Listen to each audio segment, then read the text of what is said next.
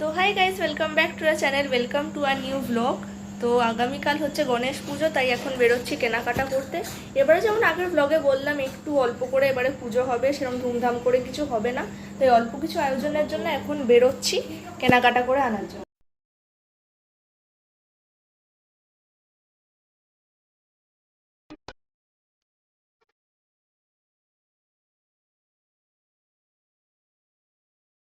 আজকে প্রত্যেকটা রাস্তায় জ্যাম, কি অবস্থা! রাস্তা চেঞ্জ করেও কোনো লাভ হচ্ছে না, সব রাস্তাতেই এই অবস্থা।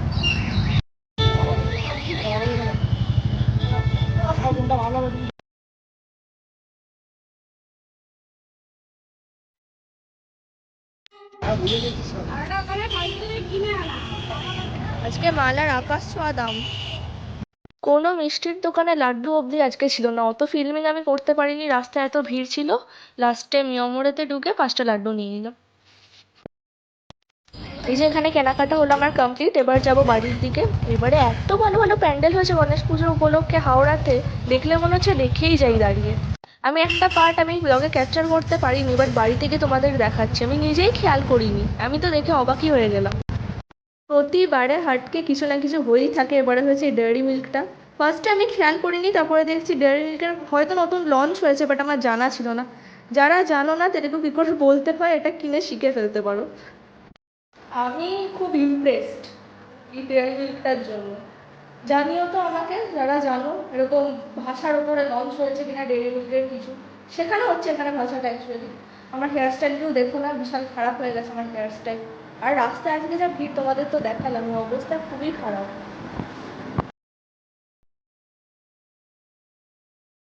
High guys, good morning, happy Ganesh Chaturthi. আজকে হচ্ছে 27 অগস্ট। আজকে যাব ডেন্টিস্টের কাছে, মানে সকাল সকাল হঠাৎ করে ডক্টর ফোন করে বললো যে চলে আসতে। লাইক পুজোর সকালে ডেন্টিস্টের কাছে, মানে কি বলবো, ভাল লাগছে না, বাট কী করবো, যেতে তো হবে। এসে অনেক কাজ আছে, পুজো রয়েছে, আরও অনেক কিছু আছে। কখন কি করব আমি জানি না। এখন বাজছে 10টা, তাড়াতাড়ি করে ব্রেকফাস্ট করে 11টার মধ্যে বেরোবো। আমার এই ব্রেসেসগুলো লাগানো 1 বছর কমপ্লিট হয়ে গেছে। জানি না আজকে খুলবে কি না, না নর্মাল চেক আপ হবে, কিছুই বুঝতে পারছি না, গিয়ে বোঝা যাবে। এর আগে বলেছিলেন যে পুজোর পরে খোলা হবে, বাট জানি না কি হবে, আজকে গিয়েই দেখা যাক। লিটারালি আর ভাল লাগছে না, 1 বছর হয়ে গেছে এইগুলো। দেখা যাক কি হয়। এখন যাই, ফ্রেশ হই, তারপর বেরোবো। এই জাস্ট রেডি হলাম, এবার বেরোবো। ব্রেকফাস্ট হয়নি, কিচ্ছু হয়নি, এসে কখন কি করব কিচ্ছু জানা নেই। এখন বাজে 11:15।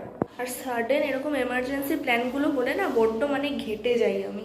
মানে একটা প্ল্যানে চলছিলাম, সকালে উঠবো, শ্যাম্পু করবো, পুজো আছে, পুরো ব্যাপারটাই ঘেটে গেল আজকে। পেটে খিদে নিয়ে এখন চললাম আমি ডক্টরের কাছে। ভেবেছিলাম খাওয়াটা হয়ে যাবে, বাট হলো না। সন্ধ্যাবেলায় বেরোনোর প্ল্যান আছে, বাট যাওয়া হবে কি না জানি না, কারণ এবছর অনেক জায়গায় পুজো হচ্ছে। লাইক দুর্গা পুজোর মতো এখানে গণেশ পুজো হচ্ছে এবারে। প্ল্যান তো রয়েছে আমি আর বাবা বেরোবো, বাট এখনও ঠিক দেখা যাক কি হয়। আপাতত সকালের পর্বটাকে মেটাই, বাড়ি থেকে পুজোটা করি, তারপরে প্ল্যান হবে। এখনই বাজছে 11টা, কতক্ষণ ওয়েট করতে হবে লিটারালি নো আইডিয়া। দেখা যাক, বসে থাকি এখন, ওয়েট করি।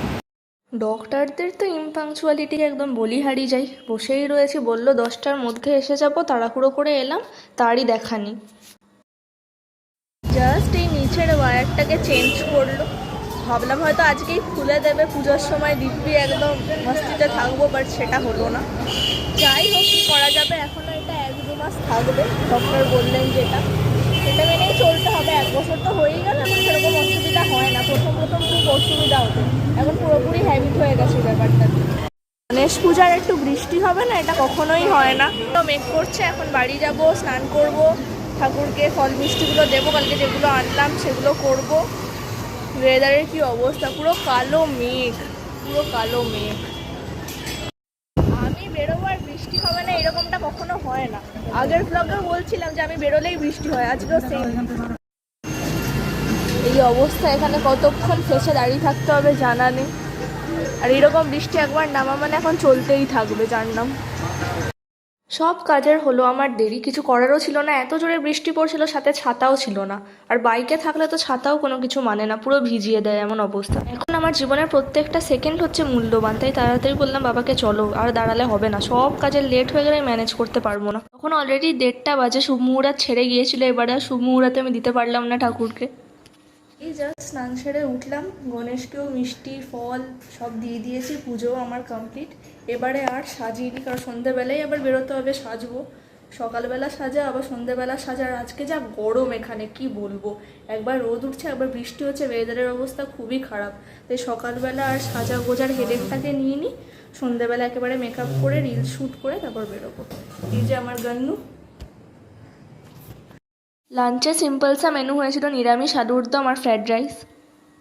ও যেমনটা বলেছিলাম বেরোবো সন্ধ্যাবেলা, শাড়ি পরবো আরও এক্সেট্রা এক্সেট্রা, সকাল থেকে অনেক কিছুই বলেছিলাম, বাট হঠাৎ করে আমার শরীরটা খারাপ হয়ে গেল। এই আমি জাস্ট ঘুম থেকে উঠলাম, এখন 9:45 বাজছে, কেউ ডাকেও নি আমাকে, এত হেডেক হচ্ছিলো দুপুরবেলা হঠাৎ করে, তাই প্ল্যানটাকে ড্রপ করলাম। এত স্ট্রেস যাচ্ছে আমার উপর দিয়ে, আগের ব্লগে তো তোমরা দেখেইছো, আলাদা করে আর বলার কিছু নেই, একই কথা। তো সেই জন্য আর বেরোলাম না। রাত্রিবেলা আজকে হচ্ছে লুচি, আলু চচ্চড়ি আর আলুর দম। আলু চচ্চড়িটা মনে হয় হচ্ছে, লুচি একটু পরে হবে, ব্লগে দেখাচ্ছি তোমাদের। এই যে এখানে হচ্ছে লুচি ভাজার পর্ব, আলু চচ্চড়ি হয়ে গেছিলো, বাট আমি নিচে এসে ক্যাপচার করতে পারিনি।